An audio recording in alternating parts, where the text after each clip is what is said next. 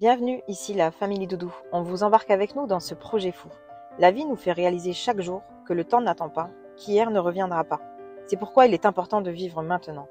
Alors, vivons, aimons, partageons et osons, car la vie est trop courte pour la passer à regretter tout ce que l'on n'a pas eu le courage de tenter. Salut tout le monde! Et salut, On espère que vous allez bien et que vous avez passé une bonne semaine. et que la dernière vidéo sur le gaz vous a plu. On espère. Il manquait quand même quelques informations. Oui, auquel on n'a pas vraiment pensé parce que on peut dire que c'était une certaine logique, mais presque. Le coût des joints sur des raccords olives, déjà il n'y en a pas. Euh, et ensuite sur la lyre, en fin de compte, c'est des joints qui sont déjà sur la lyre en fin de compte. Donc c'est des joints spécifiques et qui sont déjà dessus, ainsi que sur le raccord que nous on a rajouté, c'est un raccord Spécifique. spécial, voilà, pour le gaz, pour ces bouteilles, pour pouvoir adapter une lyre standard parce que les autres lyres ça va pas. Et la lyre ne doit pas excéder 45 cm. Voilà, 45 cm. Bon, ça c'est quelque chose qu'on aurait pu vous dire, c'est vrai qu'on n'y a pas pensé. On n'y a pas pensé, voilà, c'est 45 cm parce qu'il en existe des plus longues, mais voilà, nous ça nous aurait arrangé une plus longue, on aurait préféré pour une question de pratique à l'intérieur. Mais ça passera pas Mais auprès on de peut quel pas. gaz? Donc, du coup, on a une 45 cm, elle doit faire 40 ou 45. Donc ça, on est bon. Et voilà, et pour les joints, du coup, parce qu'on nous l'a dit, on nous a dit oui, mais vous ne nous avez pas dit si c'était des joints bien spécifiques. Alors, sur les raccords olives, il n'y a pas de joint. En fait, c'est, je sais pas comment vous dire, hein, c'est un élément qui se met sur le tuyau. Ensuite, quand vous venez serrer, cet élément se serre dans le raccord qui est conique un petit peu, et du coup, ça l'écrase et ça le jointe. En fin de compte, c'est des raccords olives. Donc, il n'y a pas de joint. Voilà. Et pour le reste, c'était des joints fournis avec, quand vous achetez, parce que c'est des joints plus spécifiques au gaz. Voilà. Donc ça là-dessus, rien de plus. Voilà, et cette semaine, on va s'attaquer à l'installation du chauffage. Oui, alors c'est pas une mince affaire. Hein, Pour ceux qui n'ont pas vu les vidéos précédentes, on reprécise, nous avons pris le chauffage Poonman. le Poonman, le 4D, donc qui est quand même assez gros, avec le système de chauffe-eau qui fait 12 volts, 220 volts et Gasoil. à l'air chaud. Ah non? Alors non, il va avec le système gasoil, le chauffage au gasoil. Lui, quand il va sortir son air chaud, en fait, l'air chaud va passer dans le chauffage, va réchauffer toute la grosse résistance qui est à l'intérieur, on vous la montrera, toute cette grosse résistance qui est à l'intérieur, l'air chaud va chauffer ça, et ensuite cet air chaud va ressortir pour aller chauffer l'habitacle. Voilà, donc en fin de compte, vous mettez le chauffage, vous mettez l'eau chaude en route pour pas plus cher. Voilà, donc c'est assez pratique, et pour une question d'autonomie, c'est pas mal aussi. Alors moi, ce que je voulais par contre vous préciser, c'est que nous, on a choisi donc de mettre du gaz juste pour la plaque, mais on aurait pu aussi mettre au gasoil, car ça existe. Je précise pour ceux qui voudraient le faire, ça existe au gasoil. C'est un petit peu plus long le temps de chauffe. Il y a une très légère odeur, je crois, mais c'est pas catastrophique. Et c'est surtout que par contre, ça met très longtemps à refroidir. Donc c'est là où c'est plus embêtant, c'est que ça met très longtemps à refroidir et que du coup, on peut rien poser dessus. Après, c'est vrai que c'est pas mal niveau autonomie. On n'a pas le gaz, c'est un petit réservoir de gasoil. Bon, pratique, pas pratique, ça va dépendre des gens. Mais il y a ce système-là aussi. Alors après, on nous a dit pourquoi vous ne l'avez pas mis aussi en électrique, parce qu'on aurait pu pour éviter le gaz. Parce que en fait, nous, notre installation n'est pas prévue pour. Il faudrait une grosse installation très très coûteuse, juste pour une plaque de gaz. Il faudrait au moins, pour une plaque électrique, il faudrait au moins le double de batterie voire plus, un panneau solaire gigantesque pour bien recharger parce que ça tire énormément à mon avis. Donc, et puis suivant les périodes, on va être honnête, hein, la luminosité va pas forcément recharger les batteries. Là, en fin de compte, nous, notre système électrique, il est vraiment prévu pour un peu de lumière, pour la pompe et le chauffage. Voilà, en gros, c'est ça. Et pour recharger les téléphones. On n'a rien d'exceptionnel. Pour recharger, que ce soit ordinateur ou quoi, tout ce qui est 220, on a un petit convertisseur qu'on branche au camion quand on roule. Comme ça, c'est direct. On s'en est déjà servi comme ça. Et ça recharge très très rapidement. On a rechargé l'ordinateur. En à peine une demi-heure, l'ordinateur était rechargé à bloc. Donc, en fin de compte, c'est suffisant. Et du coup, voilà, on n'a pas besoin d'une grosse autonomie. On revient là-dessus parce que c'est vrai qu'on nous l'a dit plusieurs fois. On n'a pas besoin d'une grosse autonomie pour nous. Après, quand vous avez les moyens de faire, c'est très bien. Mais quand vous saurez déjà exactement le prix de l'électricité et du reste, quand on vous dira tout, parce que nous, on a commencé un peu à calculer. On vous fera une vidéo là-dessus. C'est déjà des belles sommes. Alors, si vous mettez une grosse autonomie électrique, c'est déjà pas l'aménagement du camion, mais presque. Parce que ça coûte horriblement cher. Alors c'est très pratique, mais ça coûte très cher. De toute façon, tout coûte cher maintenant. Oui, oui, mais avoir une grosse autonomie électrique, c'est un budget. Alors quand on s'en sert, enfin quand on vit dedans à l'année et qu'on travaille dedans, je suis d'accord, une grosse autonomie électrique, c'est très bien. Et Parce ce que sera justement, nécessaire. on a toujours de l'électricité, c'est parfait. Quand c'est comme nous, même si on part 2 mois ou 3 mois ou même un peu plus, on n'a pas besoin d'une grosse autonomie parce qu'on roule quand même régulièrement, donc ça recharge et on n'a pas besoin d'autant. C'est ça. Donc ça voilà, je voulais faire un petit point là-dessus juste pour voilà, clarifier un petit peu le truc parce que c'est vrai qu'il y en a beaucoup quand même qui nous le disent, bah pourquoi vous n'avez pas plus au niveau autonomie électrique ou machin. Bon, voilà, c'est un choix. Le système de gaz comme ça, c'est un choix et comme on vous a dit, ça va très peu servir parce qu'en fin de compte, on cuisine la plupart du temps À dehors. l'extérieur. C'est vraiment si on n'a pas le choix. Mais ça sent après, c'est pas agréable, les tissus, etc. sentent, c'est pas du tout agréable. Il faut penser quand même que c'est un petit espace de vie et qu'on dort dedans, on vit dedans. Donc c'est pas, voilà, on vit dans la même pièce, hein. C'est comme si on habitait dans un studio et qu'on faisait cuire je ne sais quoi, des magrets ou je ne sais quoi, et que ça sentait une horreur. Bon, dans un studio, on fait peut-être pas trop cuire des magrets. Non, j'avoue. Mais bon, quand même, ça peut arriver. Donc voilà, c'est des petites choses comme ça. Nous, on n'en a pas une grosse utilité. C'est plus pour dire qu'il est en place et qu'il est dedans. C'est ça. Allez, du coup, on va s'attaquer à l'installation. Donc oui, pour en revenir du coup à ce chauffage, parce qu'on n'a pas fini- bah oui, mais on n'a pas fini de détailler. Mais non, mais parce que tu as coupé sur Ouais, autre parce que chose. j'ai coupé parce que voilà, pendant que j'y pensais, Il y a il tout qui fallait passe que dans son cerveau. oui, mais j'ai trop de choses. Donc il fallait que je le dise pendant que j'y pensais, sinon après j'aurais oublié. Donc du coup, comme on vous a dit, on est parti sur le Pullman, donc le 4D. Donc nous, c'est le 12-220 gasoil. Alors lui, le chauffage en soi ne fonctionne pas au 220, hein. C'est que le système d'eau chaude qui est relié au système électrique du camion qui a une partie 220. On a fait une partie 220. C'est vrai que ça, on vous a pas encore tout détaillé, mais Elle est quand pas on aura, finie. parce qu'on n'a pas fini de brancher, c'est pas quelque chose qu'on utilise. C'est juste des branchements, tout est installé. Quand on aura fini de brancher ça, on vous montrera et vous verrez du coup, voilà, il y aura comme un petit interrupteur face à un disjoncteur qui servira d'interrupteur pour le petit chauffe-eau. Donc en fin de compte, c'est un chauffe-eau 9 litres qui est suffisant. Oui, c'est suffisant. C'est pas, faut pas y passer 2 heures sous la douche, mais c'est suffisant. Ça va quoi. Ça fait son On job. arrive, on arrive à se laver, c'est très bien. Alors, c'est coûteux, mais je trouve ça quand même assez pratique parce que sinon, il faudrait mettre un système d'échangeur à plaques, un truc, enfin, c'est un peu plus complexe et c'est quand même coûteux aussi. Donc là, on avait l'ensemble pour un certain prix, on a eu l'ensemble. On vous redétaillera tout, voilà. Mais du coup, donc le système au gasoil qui lui, en fin de compte, l'air chaud chauffe, donc comme je vous ai dit, l'eau chaude. Et de l'eau chaude, en fait, ça passe dans le chauffe-eau et ça ressort pour aller dans la partie habitable. Donc, double fonction. Voilà, quand on allume le chauffage, ça met le chauffe-eau en route. Donc ça, c'est très bien. C'est quelque chose qui, normalement, ne consomme pas beaucoup de gasoil, donc c'est un avantage aussi. On n'a pas de retour là-dessus. On n'a pas de retour, mais normalement, ça ne doit pas consommer trop quand on a regardé. Plutôt que de brancher un système à gaz pour le chauffage, ce qui voudrait dire que si on est dans un pays à l'étranger, comme la Norvège ou quoi que ce soit, je parle beaucoup de la Norvège, mais c'est parce que c'est notre but d'y aller. Donc du coup, c'est vrai que trouver les bouteilles de gaz pour recharger, il faudrait changer les raccords, les détendeurs, les trucs. Enfin, franchement, j'ai pas du tout envie de m'embêter avec ça. On part avec une bouteille pleine. Pour le peu qu'on va l'utiliser, on reviendra, ça se trouve, avec la bouteille pleine. Ou aux 3/4. Donc de toute façon, voilà, c'est pas une grosse utilité. Mais si on mettait un chauffage, on l'a vu sur les camping-cars, le gaz, ça se consomme quand même assez vite avec le chauffage parce que bah, l'air de rien, ça tourne toute la nuit. Bah, la bouteille, en moyenne, elle nous faisait une semaine, quoi. Voilà, donc. Et une bouteille de 13 kilos. Ouais, de 13 kilos. Là, on a une 7. Alors, c'est un choix, hein, on n'a pas voulu mettre 13 parce que ça fait du poids. Ça fait du poids, puis on n'en avait pas l'utilité vu qu'on a fait autrement. Donc voilà, après, bah, il suffit juste de faire en sorte de toujours avoir du gasoil. Voilà, après, votre système, vous faites en sorte donc, aussi que ça n'aille pas tout au fond du réservoir. Ça, vous le verrez après dans la vidéo, pour pas que ça aille au fond du réservoir, pour pas vider votre réservoir quand vous êtes à l'arrêt. Il faut que le chauffage s'arrête avant d'arriver à la fin du réservoir, c'est plus pratique. Si vous voulez repartir, après, c'est un peu mieux. Donc voilà, c'est des petits détails, c'est des petites choses à savoir. Vous allez voir tout ça au long de la vidéo, qui sera peut-être un peu plus longue que d'habitude, c'est possible, parce que ça risque déjà là, d'être tu as un peu beaucoup long. parlé. Ouais, beaucoup. Et parce que ça risque d'être un petit peu plus long sur cette installation-là, parce qu'il y a quand même beaucoup de choses à faire. Bon, ben on y va, je vais me faire engueuler. Allez, c'est parti. Alors déjà, on va commencer par fermer tous les robinets d'eau.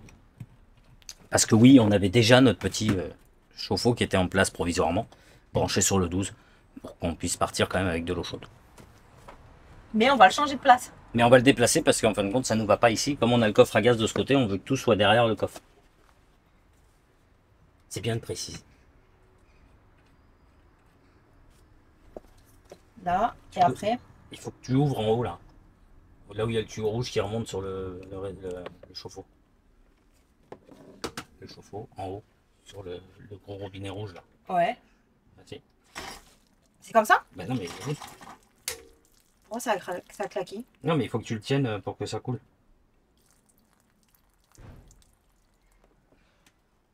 C'était quoi le clac qu'il y a eu? C'était pour enlever la pression. C'est parce qu'il y avait pression. D'accord, ensuite? Ensuite, il faut tout qu'on débranche.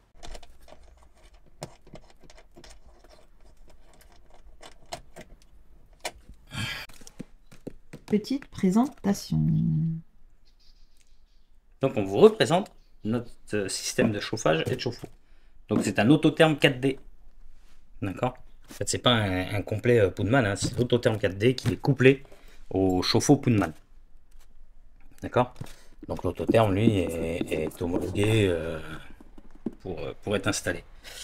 Donc de là, on a notre chauffage standard, hein, avec le socle du coup comme ça. C'est le socle qui lui va traverser le plancher. Où du coup, hop, on vient fixer le chauffage dessus. Tac, on a les branchements, etc. Tout ce qui est arrivée de gasoil et échappement, donc qui est là. Ça, voilà, ça c'est le silencieux. Donc le silencieux, on peut en coupler un deuxième. C'est des fois bien selon le bruit qu'il fait, donc ça je verrai selon son bruit si j'ai besoin d'en coupler un deuxième, parce que je veux quand même que ce soit silencieux s'il y a des gens autour ou quoi. Et pourquoi tu dois avoir un socle? Alors le socle, c'est pour pouvoir traverser le plancher, parce que si on n'a pas de socle, en fin de compte, si on fait juste des trous, si on met juste une simple platine sans avoir l'entourage du socle, qu'on fait juste des trous, la partie échappement qui va chauffer pourrait chauffer le plancher, l'isolation, et si on le rehausse, simplement comme ça, avec des fixations et qu'on fait passer juste le tuyau, et en fait ici c'est jamais vraiment voyez, cette partie quand elle vient se visser là, quand on la met ici et qu'on met le collier, en fait c'est jamais vraiment étanche si vous voulez. Donc du coup il y a toujours des gaz qui peuvent s'échapper, donc vaut mieux que tout soit en dessous bien serré. Vous voyez, il y a un joint et tout, et que tout soit bien serré et bien positionné en dessous. Merci pour cette explication de vous. Oh, bon, non, avec plaisir. Moi, je vous avoue que je vais me régaler à installer ce truc. J'attends ça depuis longtemps. Donc du coup, on a donc notre chauffage 4D. Alors on l'a choisi en 4D. On aurait pu le prendre en 2. En fin de compte, c'est la puissance. Ça va nous éviter de le prendre en 4 kg. Comment je vais vous expliquer? Il va consommer un petit peu moins et il va être moins bruyant. Alors vous allez me dire, oui, mais c'est le 4D, ça consomme plus. Alors non, parce qu'en fin de compte, on va le mettre moins fort. Donc il va moins consommer qu'un 2D qu'on va devoir mettre plus fort. Le 2D, on va le mettre donc plus fort et lui, il va tirer plus de gasoil et il va faire plus de bruit. Le 4D va moins tirer et va faire moins de bruit parce qu'on va le mettre moins fort. Il va avoir besoin de moins de puissance vu qu'il est plus gros plutôt que l'autre. Et ensuite, donc du coup, on a notre sortie d'air chaud est ici. Là, on a l'entrée d'air. Sortie d'air chaud est ici. Donc la sortie, elle va venir se mettre là. Alors comme vous le voyez, je vous ai dit, donc là, on a comme une grosse résistance à l'intérieur. Vous voyez, c'est les tuyaux et tout ça, c'est de la ferraille. Et ça chauffe. Alors quand il est branché en 12 volts, là, on a le branchement 12 volts. Quand il est branché en 12 volts, tout ça, ça chauffe. D'accord? Et tout autour, en fait, il y a les 9 litres d'eau. Donc là, l'air chaud va passer là, va chauffer toute cette partie-là. Alors ça va sûrement mettre un petit temps, hein, j'avoue. Va chauffer cette partie-là et l'air va ressortir ici. Voyez, l'air va ressortir ici. Alors là, on a le branchement 220 aussi qui va être fait. Alors l'air va ressortir ici, va partir sur un T comme celui-ci. Le T comme ça, donc on va avoir notre air chaud qui va arriver là. Ici, c'est la sortie de la salle de bain parce qu'on a mis plus petit. On n'a pas besoin d'avoir des gros tuyaux. On a mis des petits tuyaux pour aller dans la salle de bain. Donc, du coup, ça, c'est pour aller dans la salle de bain. Et ça va se raccorder à ceci. Donc, ça va être pris comme ça avec un tuyau ici, clac. Et ensuite, on aura notre petite aération comme ça dans la partie habitacle. Si vous êtes bien attentif, vous l'avez déjà vu à l'intérieur parce qu'elle est déjà installée depuis un petit moment, l'aération. Parce que du coup, quand on a fait la plaque de séparation, on a tout fait en même temps. Donc on a ça. Ensuite, on a du coup tout ce qui est branchement pour la pompe. Donc ce fil-là doit revenir à l'intérieur et ensuite on a la cosse. On a la fameuse pompe, la pompe à gasoil en fin de compte, hein, fuel pump, hein, fuel pump, voilà, qui doit avoir un certain angle, un angle de position pour aspirer le gasoil correctement. Et si je ne me trompe pas, je vous reconfirmerai, mais normalement elle doit être le plus proche possible du réservoir. D'accord? Et dans le réservoir, elle va s'installer avec ceci. Alors ceci, on le redresse et on le coupe comme on a envie. D'accord? Ça va descendre dans le réservoir. Vous voyez, il y a un petit joint ici qui fait que ça sera étanche, en fin de compte. Donc grâce à ça, ça va nous faire notre sortie du réservoir. Ensuite, on a des raccords, tout simplement. Hein. C'est des bouts de tuyaux qui va se mettre ici et qui va se prendre sur ce tuyau. Tac, tac. Ensuite, on en a un qui vient ici et ici, et ainsi de suite pour aller jusqu'à là. Donc tout ça, ça longe en dessous et ça va ça revient jusqu'en dessous du chauffage. Donc là, en gros, on a tout le matériel pour installer notre chauffage. Alors ça va être un peu long parce que le temps de faire le trou pour ça, pas le plus long, mais il faut faire le trou bien le positionner, mettre tout ça en place déjà à l'intérieur. Et ensuite, en fin de compte, je ferai la partie alimentation en gasoil, etc. Mais après. Parce que ça c'est long. On a ce petit truc là aussi que j'aime bien et que j'aimerais bien pouvoir installer. En fin de compte, c'est un clapet. Votre air chaud arrive ici et vous l'envoyez plus ou moins fort là où vous voulez. Grâce à ce petit bouton. Et ça c'est fourni avec le kit. Et je trouve ça vraiment pas mal. Maintenant c'est juste... il faut que je trouve comment faire parce qu'en fin de compte, il faudrait que ça sorte d'ici. Et que ça puisse aller par exemple à la salle de bain et ça, que ça aille à mon habitacle. Parce que j'ai pas besoin d'avoir une grosse quantité d'air chaud dans la salle de bain. Comme c'est une petite pièce, ça va devenir un four si je fais pas attention à ça. Et le problème, c'est qu'il faudrait que je trouve un réducteur de cette grosseur. Pour dire que, voilà. Et ça, ben, j'en ai pas. Donc il faudrait que je regarde. Si je peux en trouver un, je l'installe de façon à pouvoir le mettre après. Je verrai. Mais parce que ça, j'aimerais vraiment bien. Et après, ça, on le positionne là où on a envie. On a un câble avec. Il y a un câble. Hein. Bon, il n'est pas super long. Mais selon où on l'installe, voilà, on peut le mettre vers la table en dessous ou dans le caisson. Hein. Après, une fois que c'est réglé, en fin de compte, à la température, ça suffira. Parce que le thé c'est très bien, mais en fin de compte ça va envoyer, bon moins parce que le tube est moins gros, mais ça va quand même envoyer beaucoup d'air chaud. Alors du coup c'est vrai que bon on a quand même on n'a pas un aussi gros clapet de fermeture dans la salle de bain, on en a un petit qu'on avait acheté, on vous avait montré je crois. Ou non vous allez le voir dans la vidéo d'ailleurs parce qu'on avait fait des trucs un peu à part. Donc vous allez le voir dedans, on a ce clapet, du coup on peut régler, mais l'air passe toujours même quand c'est vraiment fermé, c'est pas hermétique. Donc du coup, j'aimerais quand même pouvoir installer ça. Donc il faut que je réfléchisse à ça. Je peux pas mettre n'importe quoi, je peux pas mettre un tube PVC ou voilà parce qu'en fin de compte, ça va vraiment chauffer. Donc je peux pas mettre n'importe quoi. Il faut quand même que je fasse attention, c'est du plastique bien spécifique. Donc ça, il faut que je regarde, il faut que je trifouille. C'est vrai que j'ai pas pensé avant. J'aurais peut-être dû y penser avant. Mais ça, c'est pas grave, ça m'empêchera pas de le mettre en place et de le mettre en fonction. Même si ça, c'est pas branché.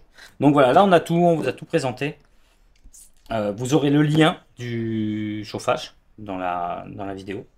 Comme ça, voilà. Alors il existe donc en 9 litres, en 6 litres et en 3 litres. Vous pouvez acheter aussi que le chauffe-eau. Vous n'êtes pas obligé d'acheter le kit complet. Donc le kit complet est à 1300 et des poussières.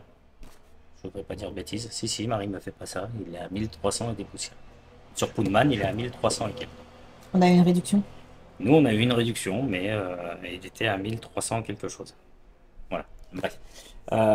Et le chauffe-eau, vous pouvez l'avoir du coup tout seul, que ce soit du 9 litres, du 6 litres ou du 3 litres. Parce que vous pouvez très bien le mettre tout seul, branché sur, si vous avez une bonne alimentation. Enfin, nous, ça a très bien fonctionné avec notre alimentation qu'on a en 12 volts. On avait de l'eau chaude sans aucun problème. Je vais pas dire que c'est assez rapide, mais je sais pas en combien de temps on l'avait, mais on avait de l'eau chaude. Juste en 12 volts. Donc ça c'est bien pour l'été, ou alors avec une grosse alimentation pour l'hiver, et quand vous êtes branché, en fin de compte, vous avez le 220 qui est ici. Donc c'est pareil, ça va chauffer la résistance. Et voilà. Donc en consommation, je ne saurais pas vous dire exactement, ça doit être noté là. Mais, je ne saurais pas vous dire exactement. Ça va jusqu'à 5 bar 2, hein, a priori. Là j'ai 2 bar 5, 5 bar 2. Alors, faut y comprendre quelque chose. Hein. Ouais. Faut réussir à y comprendre quelque chose. Hein. Moi j'y comprends pas trop. Mais bon, Bon, allez. on va continuer l'installation. Beaucoup de réflexion quand même pour pas faire n'importe quoi et être sûr de ce qu'on fait. Hop.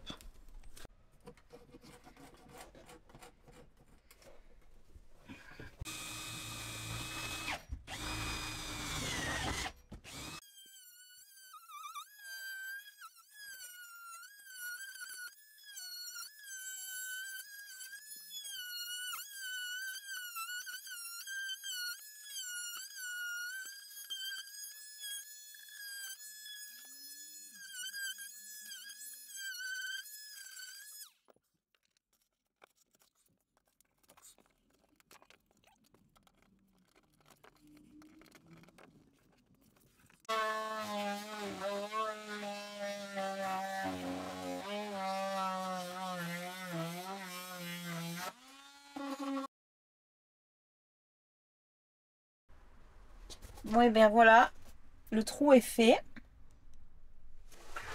pour pouvoir accueillir la platine. Au-dessus reposera l'autotherme. Allez, on continue.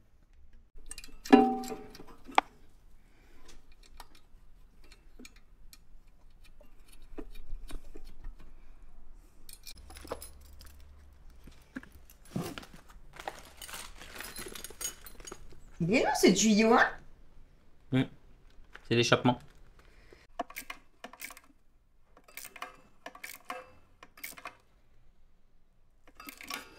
Ça c'est bon. Ça c'est bon. Lui il peut être mis en place.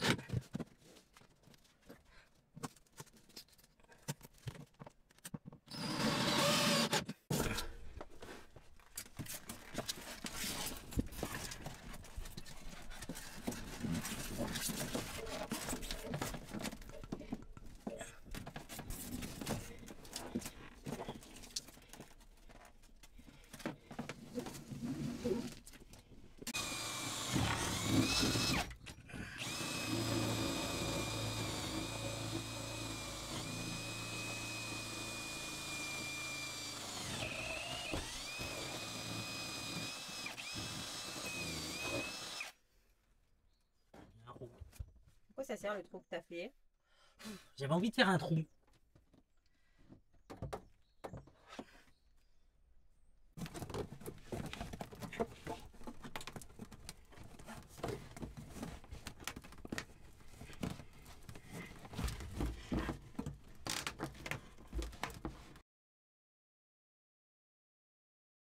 Du coup, il a servi à quoi le trou? Le trou il a servi à faire pour la dépression du chauffe-eau. Du coup quand il y a beaucoup de pression, comme un chauffe-eau de maison, en fin de compte il y a une petite vanne qu'on peut actionner à la main ou qui s'actionne automatiquement, truc automatique, et du coup comme ça descend à l'extérieur, ça coule pas à l'intérieur, ça va dehors, ça nous gêne pas. Voilà, là mon raccordement est fait, maintenant j'ai plus qu'à mettre mon autotherme avec le raccordement ici, et ça sera pas mal.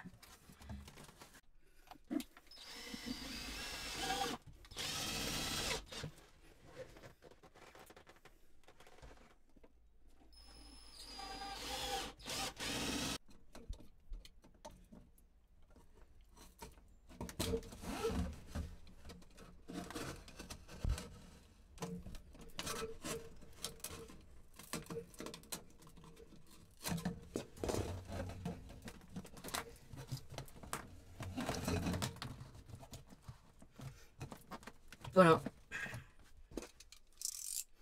Mon système est en place. Voilà comment que ça se présente. Autotherme. La chaleur, le chauffage, l'air chaud passe dans le chauffe-eau. Qui lui passe par là pour aller dans la partie habitacle. Et la partie qui est là, c'est ce qui va dans la salle de bain. Donc automatiquement, dès que l'air chaud, dès que le chauffage est en route, le chauffe-eau est en route. Si on veut mettre que le chauffe-eau, on a ça en 12 volts qui va être branché là-bas, ou ça en 220 qui va être branché, je ne sais pas encore à quel niveau, avec un disjoncteur. Ici, j'en ai un, c'est pour l'alimentation. Et j'en ai un, c'est l'alimentation de la petite pompe qui va se trouver en dessous, donc il faut que je le fasse passer. Ça, c'est la petite sonde de température intérieure. Et ça, c'est un branchement pour une sonde de température extérieure, que je n'ai pas. Faudrait que je regarde, ça pourrait être intéressant peut-être de le mettre. À voir. Là, je suis content, ça fait assez propre. C'est pas mal. C'est plutôt bien. Il y a que là où c'est un peu, mais bon, ça je peux pas faire mieux. Bon, l'aspect négatif, c'est quand même que ça tient beaucoup de place. Bah, parce qu'on a voulu le mettre ici. À la base, on avait quand même pensé à le mettre sous une banquette. Ce qui aurait tenu moins de place dans la soute. Mais ça nous aurait enlevé un rangement sous la banquette. Donc en vrai, je préfère quand même ici parce que là, on va faire un petit plateau au-dessus. Avec une redescente, ça va s'ouvrir. Hein, et nous, on pourra poser notre canoë ou quoi dessus parce que ça va être très bien. Ou autre chose. Hein, et du coup, on aura quand même tout ça en rangement. Donc c'est pas mal. C'est pour ça qu'on a préféré changer de place. Parce que sinon, on perdait ce côté-là et ce côté-là, puisqu'il y avait le caisson de gaz. Donc là, ça nous fait perdre que surtout sur un côté, on va dire. C'est Renaud. Et oui. Alors, une petite mise au point en ce qui concerne le prix du chauffage et du chauffe-eau. Oui, parce que j'ai dit 1300 €, mais nous on l'a payé 1280. On a eu une réduction, une réduction de 150 € par Poundman. Et là, actuellement, sur le site... Là, il a augmenté. Il est à 1580 € pour le 9 litres, mais en 2D. J'ai pas trouvé le 4D. Ah oui, mais c'est pas en 4D. Je n'ai pas réussi à le trouver. Donc le 2D est à 1580 €. Mais il n'y a pas une grosse différence entre le 2 et le 4D au niveau tarif. Après il faut chercher, c'est vrai que j'ai pas pris le temps de chercher, j'ai regardé comme ça vite fait. J'ai vu qu'il faisait du coup un chauffe-eau en 15 litres aussi maintenant, ce qui est pas mal, à 445, donc 450 € à peu près. Donc ça c'est plutôt pas mal, le chauffe-eau en 15 litres en 12 volts de 220 et qu'on peut brancher aussi après un autotherme. Alors en fin de compte vous pouvez le brancher après n'importe quel autotherme, parce que c'est qu'un autotherme standard avec les raccords. Donc c'est tout à fait faisable. Voilà, ensuite pour le prix, voilà. Parce qu'en gros, nous, on l'avait aussi trouvé chez H2R. Il était à 1300 à peine, je crois. Mais à une vingtaine de jours de livraison environ. Donc, oui, parce que ce qu'il faut savoir, c'est qu'ils se servent chez Poundman et ensuite voilà, le temps qu'ils le reçoivent voilà. et ensuite qu'ils nous l'envoient. Donc nous, on le commande directement chez Poundman. Alors certes, on l'a commandé, on l'a payé peut-être un tout petit peu plus cher. Non, puisqu'en fait, avec la réduction que Poundman nous a fait... Avec la réduction, ça nous a coûté 50 € de moins. Ouais, que si chez je me H2R. trompe pas. Mais par contre, on l'a eu en 3 jours, 3 ou 4 jours à peine. Donc c'était c'était vraiment beaucoup rapide. plus simple que 20 jours voilà, chez H2R. Et comme on a déjà eu des mauvaises expériences avec les choses comme ça qui doivent arriver et qui n'arrivent jamais, et qui prennent du retard et qui arrivent de mauvaise qualité. Enfin, pour celles qu'on avait commandées, attention, c'est pas une généralité parce que les Carbest, on n'a aucun souci. C'est ça. Donc du coup c'est vrai qu'on a préféré le commander chez Poundman parce qu'ils nous ont fait déjà un petit geste que aucun autre site n'a voulu nous faire une petite réduction ou quoi, même sur des grosses factures de 1700 ou 2000 €. Hein, quand on a commandé le frigo, le store, etc., on avait des gros montants et ils n'ont jamais voulu nous faire un petit geste. Bon, c'est pas grave, on s'est adapté. Hein. Donc c'est pas, non, c'est pas grave. Dans tous les cas, ça ne nous empêche pas de commander chez eux parce que c'est vraiment chez eux qu'on trouve. C'est ça. Donc bon, voilà. Bon, et puis après avoir commencé le montage, on a pris la décision de vous faire cette vidéo du coup en 2 parties. C'est une petite déception, on aurait bien voulu qu'elle fasse qu'une seule partie, ouais. Mais ça va être beaucoup trop long et on a peur que vous décrochiez et que voilà, vous zappiez le truc. Donc c'est assez dommage. On va rester sur une vidéo de aller entre 30-35 minutes, je pense, une fois fini. Et du coup, vous aurez la deuxième partie. Donc là, comme vous avez vu déjà tout ce qui a été installé, ça s'installe plutôt bien. Il n'y a rien de bien compliqué, c'est que des raccords. Donc là, il me reste tout ce qui est raccordement à l'eau. J'ai juste à rajouter des tuyaux un peu plus longs, raccordement électrique à faire. C'est ça. Et ensuite, ça sera tout ce qui se passe en dessous. Donc raccordement au réservoir réservoir de gasoil avec la pompe, avec le réglage de la pompe. Tout ce qui est échappement du, du chauffage, hein, échappement, admission, tout fixé en dessous correctement, que ça soit à une certaine distance. Enfin bon, bref, vous verrez tout ça dans la prochaine vidéo. Et ensuite, il y aura donc la mise en route et les tests. Donc vous aurez tout ça dans la prochaine vidéo, en espérant que du coup ça fasse pas une vidéo trop longue non plus. Mais là, même si elle est un tout petit peu longue, on la laissera parce que ça sera la deuxième partie, on n'aura pas le choix. Donc du coup voilà, celle-ci sera en 2 parties. Parce que c'est plus simple pour nous, et pour vous aussi je pense, d'avoir 2 petites parties plutôt qu'une très longue. C'est moins barbant, on va dire. Ouais, vous allez vite décrocher à mon avis. Enfin, on l'a remarqué dès qu'on fait des vidéos trop longues. Les gens, ils zappent, voilà, donc ça sert à rien. On s'embête pas à faire ce qu'on fait là pour que les gens ils prennent pas le temps de regarder. C'est quand même dommage.